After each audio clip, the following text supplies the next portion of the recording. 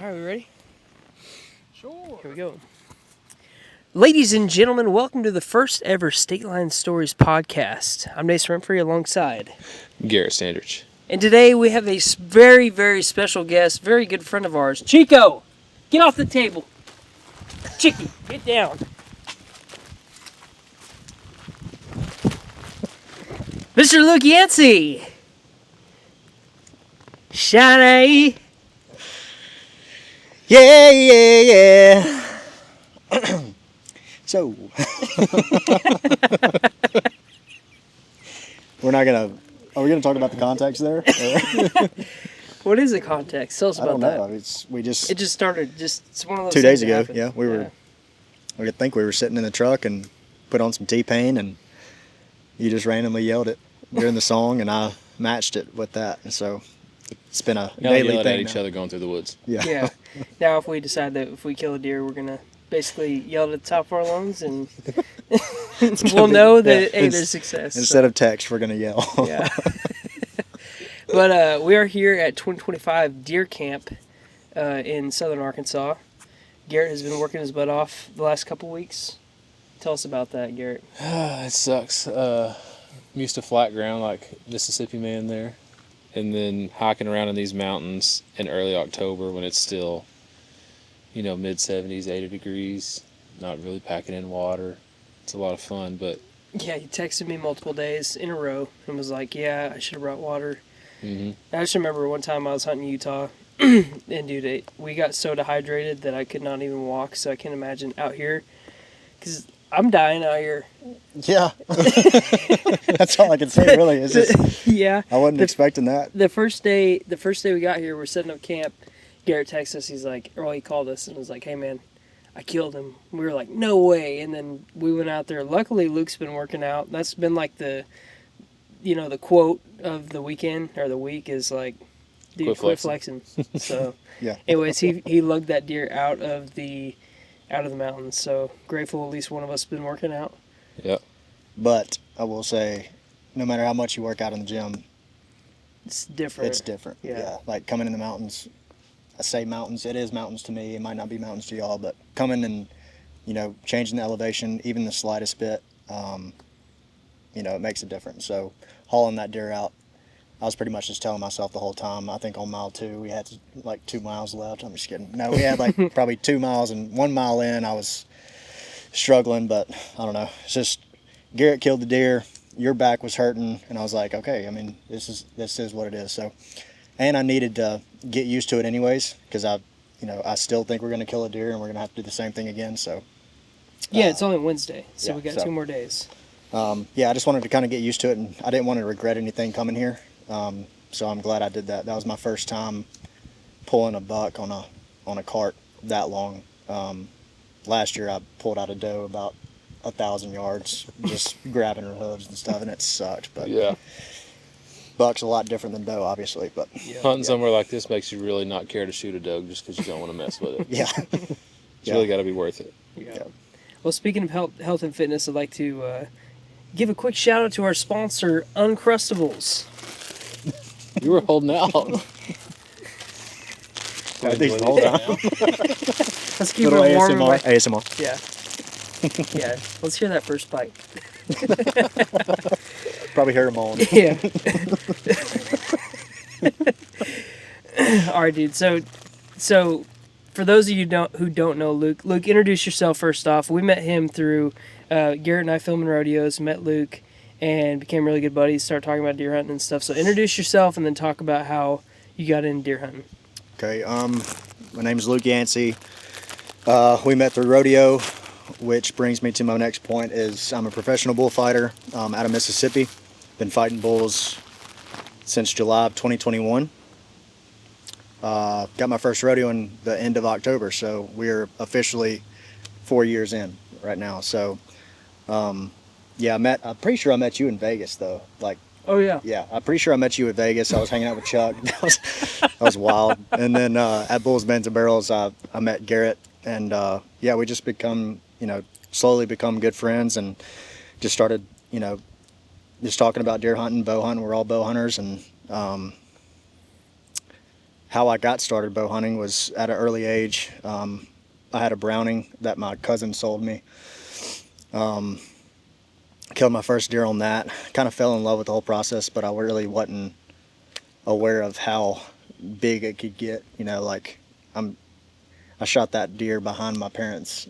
Like they have 20 acres, and I shot him like on a 1 acre, oak flat. So it's just like to come there, do that, and then as I've progressed, getting into it, it's slowly become like a big part of my life and who I am, and yeah, I just love it, man. It's just really, really fun, and especially when you get to share it with your buddies. But as far as rodeo goes, only been doing it for 4 years, so don't really have many accolades, but I have been to the BFO World Finals 2 times. I just got approved for my PRCA and PBR card recently. Just slowly working up and trying to get my name out there, but that's about all I got to say about that. Yeah, and obviously this isn't a rodeo podcast, so a lot of people probably don't know what the BFO is. So a lot of guys think that the clowns are like the bullfighters, Yep. and it's completely different. So you have clowns, which are entertainers or barrelmen. A lot of them are barrelmen. Some guys are just clowns, but you have some bullfighters that are actually cowboy protection, which is like if you're watching the PBR or something like that, you'll see those, there'll be 2 or 3 guys that'll help distract the bull as the cowboy gets away. But then you have the BFO, which is the bullfighters only, and that's completely different. It's called freestyle bullfighting. So tell the people a little bit about the difference of all that. So yeah, as you were saying, cowboy protection is usually what people see when they go watch a rodeo. Our job is to get in there. We're pretty much like the Secret Service, I guess, for the bull riders. As soon as they come off, we're filling the gap between them and the bull. Our job is to, distract the bull any way we can, take the hit if we need to, and, work with our buddy, work with our partner to keep wrapping them up and, make sure that bull rider's safe. And freestyle is 60 seconds, one-on-one, you versus beast. There's 40 seconds mandatory, and you just pretty much juke them out like a linebacker, try to get as close as you can without getting hooked. And then there's 20 seconds that is not mandatory, just to get your cell. So you could do pretty much anything you want to. Some people do a cape, some people do a backflip, some people do a mercy roll, as we call it. Yeah, it's just pretty much just trying to get as much points as you can. It's much like bull riding. It's up to 50 points for the bull, judge-wise, and up to 50 points for the fighter. So it's a big event, big organization BFO is, and so is the UBF.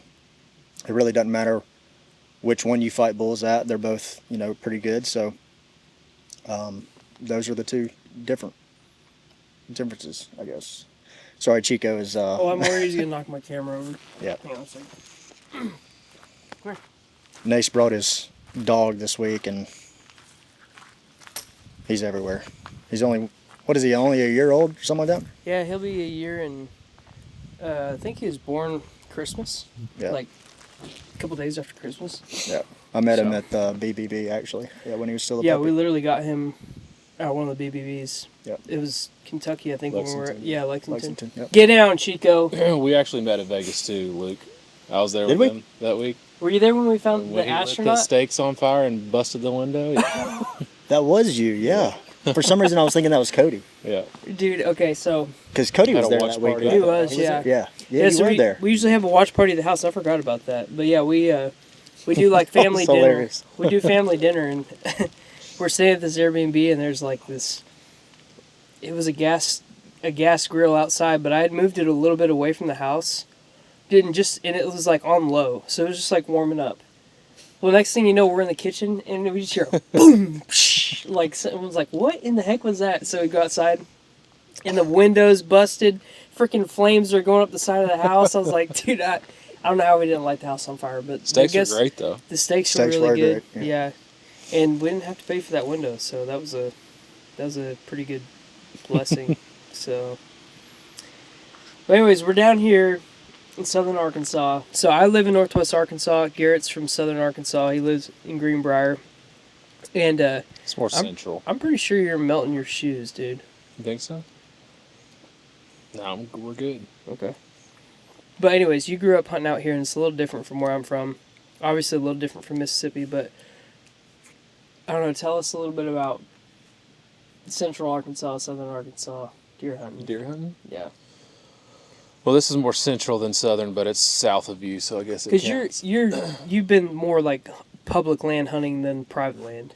Yeah. I spent a lot of time in southeast Arkansas, and then just by saying that, a lot of people are going to know what I'm talking about. So around the White River, but it's a big old place. That is completely different than hunting where we're hunting this weekend. It's a lot of river bottoms and open woods and random thickets, and you got a boat in or ride a four-wheeler in, and it's just a whole lot different deal than all of this. But there's large deer down there. It's over there towards Mississippi, and I know on the Mississippi River y'all got some big deer. Mm-hmm. That's kind of where it's at in Arkansas. It's closer to the Mississippi River. I've seen some of the deer, by the way. That one you sent me a picture non-typical? of. Yeah, that just had to have been like legit, probably 30-something inches wide. Yeah. It was ginormous. Easily over 200 inches. Freaking insane. I had a buddy who got him on camera on the public land, but he ended up getting killed by an older guy Rifle with a hunter? gun on Yeah. private. It came off public, which is just crazy that a 200-inch deer can grow on public land. Mm-hmm. Yeah, that's crazy stuff. What about you? More private land or public land? I'm getting into public a lot more. I love everything about it. I love the challenge. Bow hunting's already hard, but when you add the public land to the mix, you actually have to know how to hunt. It's like the reward is like so much greater. Too. It is, and it's it doesn't have to be a 130, 150, 200-inch deer. It's just like even if you get a small basket rack 8, it's still so satisfying to get. You know what I mean? So I've been private a lot. I do have different places. Like I'll go to Alabama with my buddy and hunt over there. I think their elevation is like 2 to 3 max where I'm hunting, and then over here is like 600, which I get out of breath just thinking about. But yeah, I grew up on private land and just asking for permission to different places, but slowly getting into the public land, I love that, and I love the challenge of it, and it's making me a better hunter. I know that for sure. And I'm sure you're going to say the same thing. Garrett, like we talked about, he scouted for 5 days straight, and I remember texting, or he sent a picture in the group message of him just sitting on the ground, and he's like, man, I think I'm like dehydrated for sure. Yeah. So it's like, it's Somehow it paid off a couple days ago. it did. Yeah, we should bring that in here in the footage. But Yeah. Dude, yeah, go get your buck real quick. Garrett got him a big old 8-point. Yeah, so like I was saying earlier, we originally pulled up on a Sunday because we were gonna set up camp and stuff, and I was gonna get there earlier, but it took me a little bit longer because I had some complications with the camper and whatnot. So I got here around 4:15. You got here like right at 4:30. Yeah.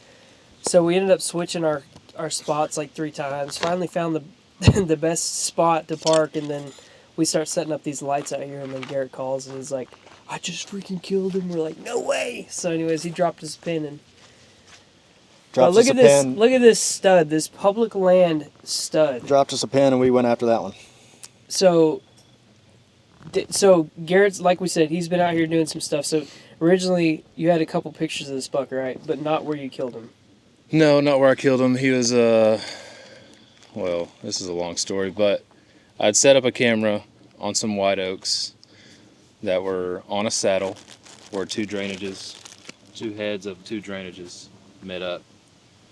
And there were, probably 15 scrapes under those white oaks. And this is early October. Could have been done by young bucks, but I put a camera out anyways just to find out. And he was the very first deer I got on camera out here. And he was walking away and had his head down, and all I saw was these big old G2s. I was like, yeah, that's a shooter. And then I didn't get him on camera again for probably 2 more weeks. And that next picture was just him. You can barely see the top of his back in his rack, and he was moving pretty quick in front of the camera. It was just kind of a blur. And that's the only 2 pictures I ever got of him. I think we saw that picture, right? Yeah. Yeah. And what was that? The last picture you got? Probably like mid-October, like 15th, 17th, somewhere in there. And you killed him on the 26th, right? Yeah. 26th. Because that's when we rolled in. Yeah, and no buck out here has been consistent at all. Like there's one giant that is on camera that was on there one night, and he hasn't been back on any other camera. But I don't know, man. It was just kind of random that he walked in front of me the other night. And I don't know. I'm still in shock. It's crazy how it Came just, from the it complete happens. opposite direction I was expecting. Well, the whole hunt was just wild because I went to another spot. The wind was wrong. Bailed on it. Walked to the other side of this public. Walked up on a guy. Whistled at me, waved. I turned back around. I was like, I don't know what I'm going to do. So I just went back to where I saw a scrape. And when I walked over to it, I noticed that there were 3 or 4 more scrapes right around it. I was like, well, this is hot enough sign. I know there's bedding right there. So I climbed up. And once I climbed up, I noticed that there was even more scrapes that I couldn't see that were down the hill from me. So I was like, well, this is a pretty perfect spot. There's white oaks, a bunch of scrapes, thicket on this side of me, and a thicket behind me. So close enough to bedding, which shout out to my buddies Halbert and Abe, who have taught me a lot about scouting, especially on public land, and they've beat it into my brain to hunt the sign that's closest to bedding, because those mature bucks aren't going to move very far from their bed in daylight, at Especially least on public. Yeah. So Yeah. Pressure and everything. set up, saw a little spike come out, and he just worked his way out of that pine thicket, walked past me, walked down the drainage, and it gets to be about 5 o'clock, 5:30, and the wind's blowing directly at that bedding. I was like, man, there's no way a deer's going to come out here in daylight with my wind blowing right at him. And so I take my release off and put it in my pouch because I'm about to climb down because y'all are here setting up camp. And I was like, I'm missing out. I had FOMO up there in the tree. And I was like, I'm just going to get down and go back to camp. And then... Meanwhile, we were having FOMO that we were here. Yeah. And I heard him start raking a tree behind me. And I turned around and I saw that limb shaking like crazy. And I was like, man, it's probably that stupid little spike making a scrape. I put my binos up and it was not a spike. And then This guy. the chaos. After that, he came in on my weak side and had to spin around in my saddle. If y'all have ever saddle hunted, weak side shot is Sucks. weird, especially when you're self-filming and you got a camera arm that's got to get over there. So I spun around, tried to draw back on him, hit my camera arm. So I stood on my tippy toes and drew back above my camera arm, tried to go down, and I hit my camera arm again. And then, I don't know, I just somehow made it work. I think when I drew back, when I shot him that time, I moved my camera arm a little bit with my bow and moved it out of my way, and I intentionally moved it to the hole that I was going to shoot him in.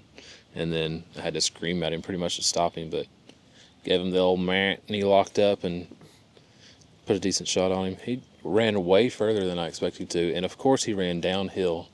That's how So, it Yeah, I goes. still don't forgive you for Had that. even more work to do getting him out of there. Yeah. But I was glad I waited to even go look at the arrow until y'all got there, because I haven't. Yeah. I mean, we shot a deer together last year. Before that, dude, it's been over like 10 years since I killed a deer with somebody. Really? Yeah, it's been a long Dang. time.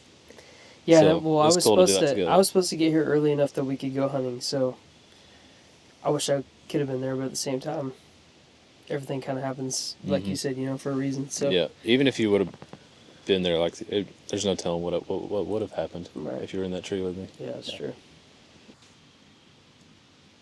That's it. That's insane. This is a Kansas deer in our group chat. Good Lord. Golly, Wow. dude, the massive freaking Kansas deer, insane. Yeah.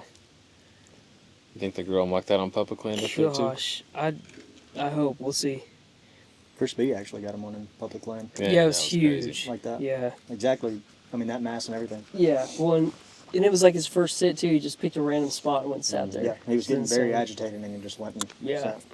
Crazy how that works out. Yeah, yeah. So Yeah, it is. It's just crazy. this year I have tags in Arizona, Missouri, Arkansas, Nebraska, and Kansas, and it's October 28th.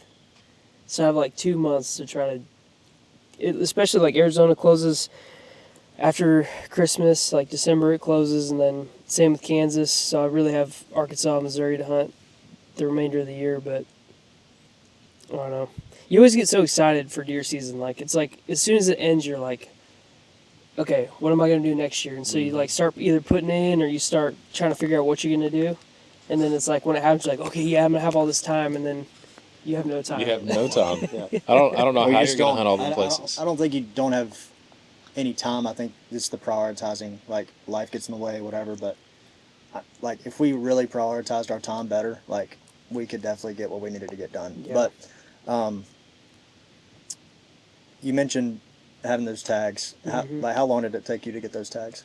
So like usually Kansas, since they just started doing the draw, like what was it, 3 or 4 years ago? It's pretty easy. Like a lot of, especially like in Arizona, I've been putting in for elk in a specific unit. It's a trophy bull unit for like 15 years. My dad's been putting me in since I was a kid, and then obviously, but I mean that tag 2 years ago took me 2 years to draw, and then this year I think it's just because of the unit that I put in for. They, you have a higher odds of getting drawn. But Nebraska, this is the first year that they did a draw unit, so most of the time I'll buy over the counter from like, okay, hey, I have this week, we're gonna go hunt Nebraska. I'll just buy over, kind of like what you're doing here, But whenever you go to put in, you're like, okay, I have to like prioritize time to be able to do that. Especially like Kansas. I mean, the caliber deer that come out of Kansas, you almost want to dedicate as much time as you can, especially like November, late October, early November.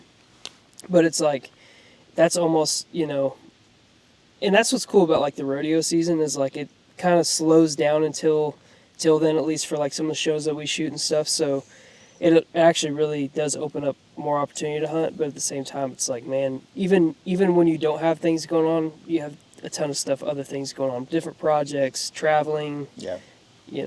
So the rut only happens once, and it's hard to chase that rut all over the country. Yeah, well, and that's the thing too is like, we have some friends in Alabama, and it doesn't happen till January when it's like pre-ruts right here right now. In Missouri, like they're getting some cooler temperatures. Kansas is on fire right now, so it's like taking advantage of those times, but not necessarily knowing. Like sometimes it might be 2 weeks from now. You can't just like say, hey, okay, first week of October I'm gonna go do it, because you might not have any action, or you might be, coming up short on checking scrapes or whatever it might be. So I don't. It's just always that's part of the chase, and that's why I love it. I think so much is because it's like, I don't know, whitetail. Like a lot of guys that hunt out west and stuff and have never hunted like the Midwest are like, oh, you guys just sit in tree stands and stuff. But like, there's nothing like I've been out west. I've hunted elk. I've hunted deer. You can sit there in glass all day and then put a stock on one, and it's an incredible challenge. But at the same time, like hunting Midwest whitetails, there's so many factors in trying to kill a deer, like especially if there's been one you've been chasing, but especially public land, like you said. I mean, the odds out here are insane. Like they're against us out here. The wind could be completely random for different spots. We had a guy walk in on us tonight. Like there's and it swirls too. Everything, on the mountains, so it's never like today was better. We had a for sure. It's just blowing 20 miles an hour. It was just blowing 20 miles an hour, but at least it was consistent. I mean, the other day it was swirling on us. So but when you capitalize, that's why you're like, dude, this is why I do it. It may take 3 years, or it may take freaking 10 years to like really understand these deer and like how it works. But nowadays with social media, there's so many dudes that are so informational. You could watch so many YouTube videos. Like, I mean, there's guys that literally have like, you pay a subscription to go to like deer school, and that there was nothing like that back in the day. But that's why, like I was telling Garrett, there's a like Stony Wolf Productions. You can pay for a subscription to watch like the Fitzgeralds, like the old school hunting shows. And I was like, if those dudes could kill massive Boone and Crockett deer without trail cameras, all this fancy camo and technology in these bows, no onyx, nothing. Going to the library to get a topo map. I mean, that's why I love watching those shows, because I learned a lot from those guys. And it's so cheesy to watch the way that those were filmed, but it's like, that's what freaking works, Yeah. So that's to me, I'm like, you kind of take and give what information you want, but I think it's really, whatever you feel like works best for you. Because some guys, they'll sit in a tree stand all day, and some guys could care less to do an all day sit. It's just personal preference, and that's why it's always interesting, like hunting together. Like today, I thought it was funny because we had like dressed up a scrape, and I'll use the stick and then I'll just throw it far away. Gary carried it freaking 1.5 miles, and I was just like, what the frick is wrong with this guy? I mean, but even when I was thinking about that, like I was carrying it away, and I was like, I don't want like a buck to be walking up to that scrape and just stop and smell the stick and be like, oh, I'm out of here, I'm never coming back. But then you're walking through the woods, and I'm so guilty of this. I will like grab a tree or something, or like move a branch out of my way. Or it touches our pants. I'm putting scent all over stuff. So why the heck am I carrying a stick? But I think like that type of stuff, having the mentality of like going the extra mile, I think it pays off. It does. Yeah. So I don't know. It's definitely a challenge. I think that's why I love bow hunting. And every factor has to be, like you said, you might be twisted up in your saddle, or even if you're not a saddle hunter, like you're hunting from the ground. Like it's just every opportunity has to line up exactly in that moment for it to work out. And when it does, it's like that much sweeter because I can't tell you how many times I've been in a situation. I'm like, dude, what if I would have just done this, or what if I would have done that? And it just eats you, like it eats you alive in your freaking mind. You're like, you remember those more than the ones you killed. Yeah, I do. and I was like, dude, if I could go back 5 years and like pull the trigger right there, because it like one of the things I was a young bow hunter, and I went and sat in this spot, and I didn't take the shot because there was like a limb with some trees, and I didn't feel comfortable, which is good. Like now looking back, I'm like, dang. But me as a kid, I was like, I'm proud of myself because I didn't take the shot. But then like 2 weeks later, I hunted the same spot when all the leaves were gone, and I could have shot right through that, you know. So it's like, dang, I wish I could go back in time because it would have been my biggest buck still to this day. Yeah. But you think about all those little things, and it like prepares you for the, you know, the end. Whether it's you're shooting through brush or whatever, I think it's just we all have to make those own decisions. It's just like in anything in life. Like what decisions you make dictate your destiny. So like any, you know, decisions determine destiny is one of my favorite quotes. So it's like even in when you're hunting and stuff, it's like any and every decision that you make determines the outcome of what your hunt or the future or whatever. Yep. I mean, well, speaking of decisions, I mean, this bow hunting teaches patience more than anything, I think. And last year, you know, I have a huge 11 point. I call him Dagger. I mean, y'all have seen the pictures. He right off his left brow tine, he comes up and he does this, and he's just massive deer, and it's right off the backside of my parents' property. He's bedding in a cutover. I know everything about him, but I feel like last year I made the decision to not be as patient as I should have been, and I went in there. Wind was great and everything, but I swear I couldn't see him, but I know it was him because I got a picture on my trail cam like 50 yards away, and he always came in with a small 6 point every single time. And this was pre-rut. They were still in their bachelor groups, all that stuff. And anyways, it was pitch dark outside. I climbed up, was as quiet as I could, and then I got that picture on the trail cam. The 6 point was there, and I was like, okay, it's go time. And it's like 30 minutes till shooting light, I guess. And to my right, I wasn't very high in the tree either. To my right, I just heard stomping. And it might not have been him, but with the wind and everything being good, I just heard him stomp a little bit and then just walk off. And like 2 weeks later, I was like, man, I really, really should have slowed down and just been a little bit more patient. So like this year, I haven't even been back there. Like I've been back there to change the batteries. Like that's it. I'm not going back there until he shows up. He hadn't even shown up this year. He might be dead. I don't know. I didn't get to go shed hunting. I was going to ask y'all if y'all went shed hunting this year. That's something I really want to do next year, is like awesome. learn how to do that. But it allows you more intel too. I mean, obviously deer, they're everything changes when they start growing their antlers or when they shed their velvet. But I mean, like you said, but at the same time, he may have never even known that you've been in there too. You know, so it's like it's one of those things in your head. I feel like it's a mind game. It's like, do I make these decisions, or I don't know. But then it's like hunting public land. I think these deer are so used to people a lot of times, like especially where I live, like we hunt. It's a lot of urban bow hunting, so it's like I think those deer are so used to people that sometimes scent control gets overlooked, or I don't know. It's crazy. Everything's so different, So. Give me 1 second. We had to take a Chico break. Stay on the side of the thing. Stay over there, Chicky.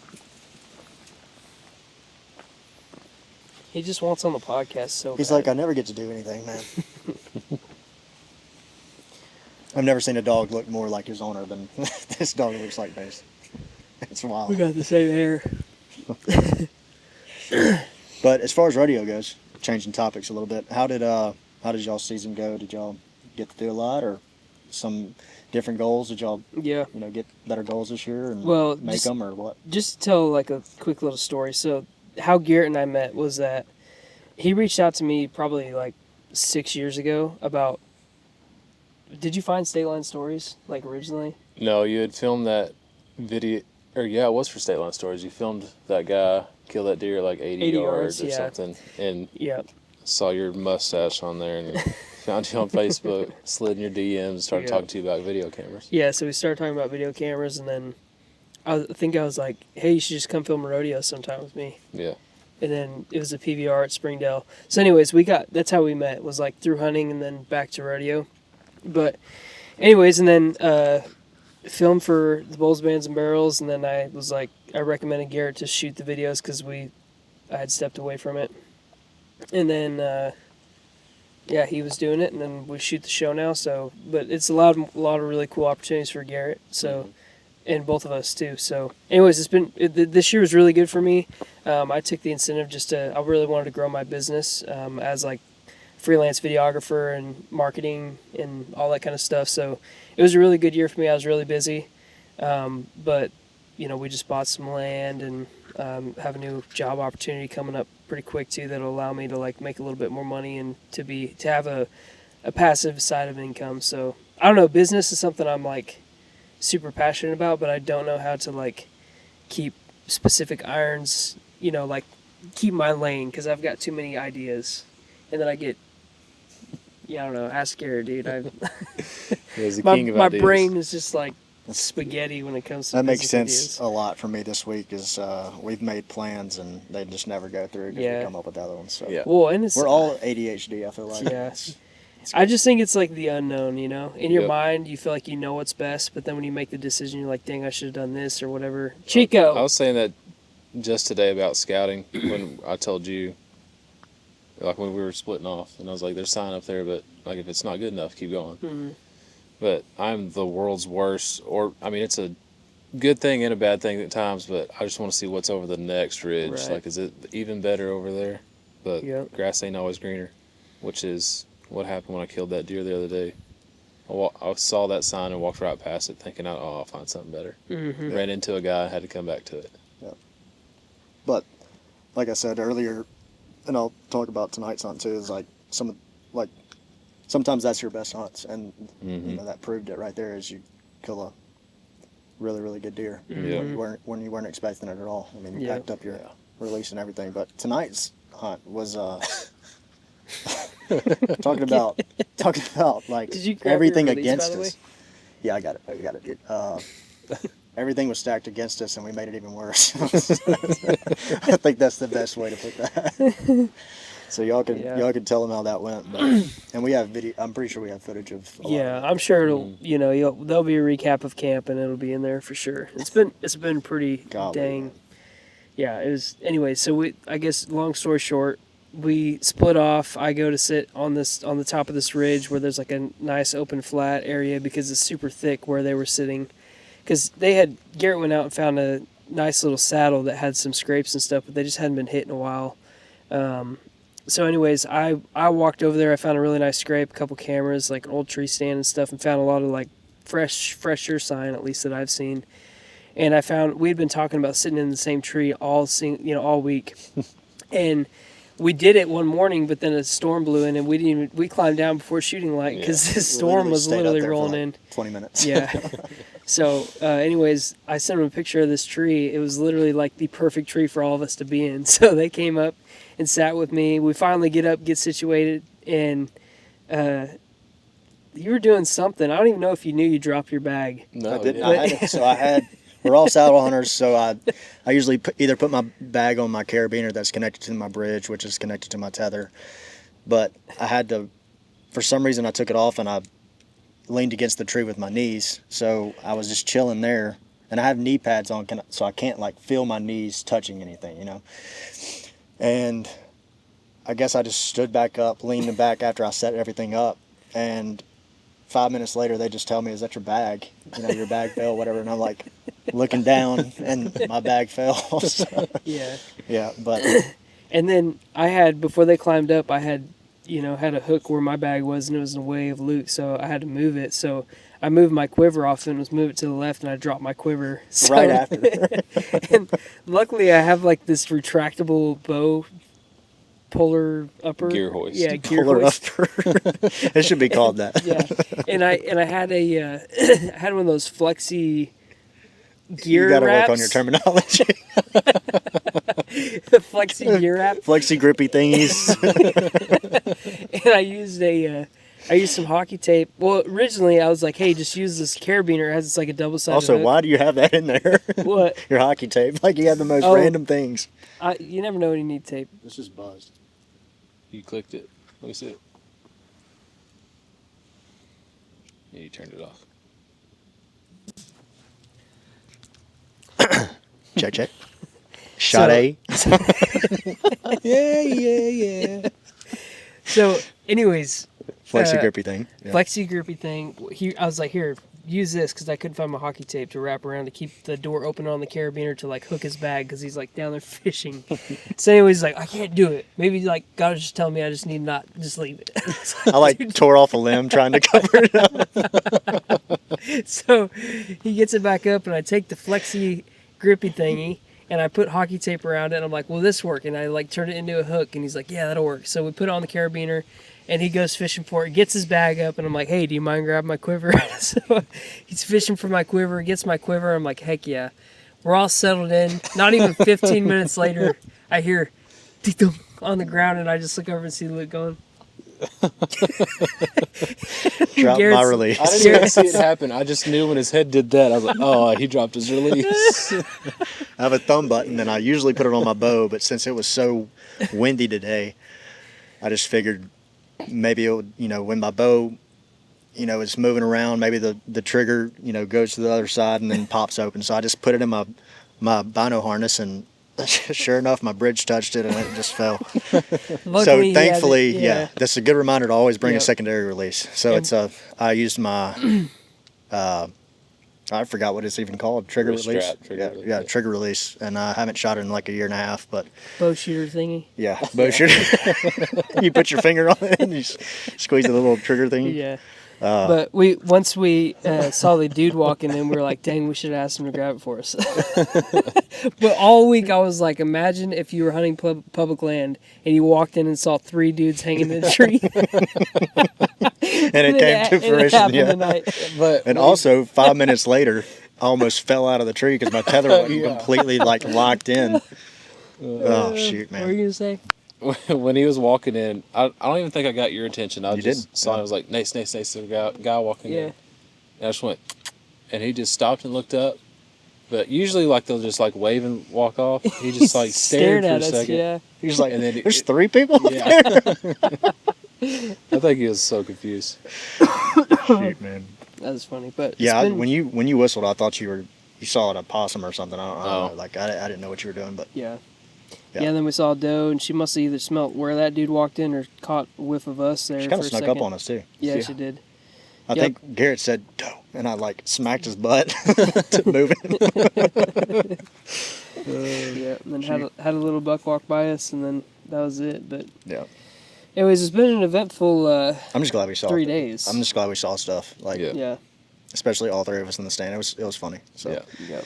Good memories. But yeah, it's been a good eventful 3 days, and we got 2 days left. Hoping tomorrow it's going to be pretty good after this front rolls out, and then we got some cold weather in the morning, Mm-hmm. and so yeah, tomorrow we'll be ready to. We'll be nice, relaxed, and ready to freaking drag a couple bucks out, boy. yeah, we're probably gonna pack them out this time. Yeah, we definitely brought game bags to just pack them out. We're not doing the game cart. We don't have one anymore. Yeah, I broke it. Yeah, I have hockey tape. And a flexi grippy thing. Very true. So, anyways, boys, well, it's been nice chilling around the fire, but I think I'm ready for bed. Yeah, I agree. So, anyways, we appreciate you guys watching this episode of What are we going to call it? Campfire Sessions. Let's do it. The Camp Sesh, State Line Stories, featuring Luke Yancey. The Tree Amigos. The Tree There you Amigos. Thanks for watching, and check out the recap of the hunt on our YouTube channel, and follow us on Instagram, all that good stuff. Appreciate y'all. Good job, guys.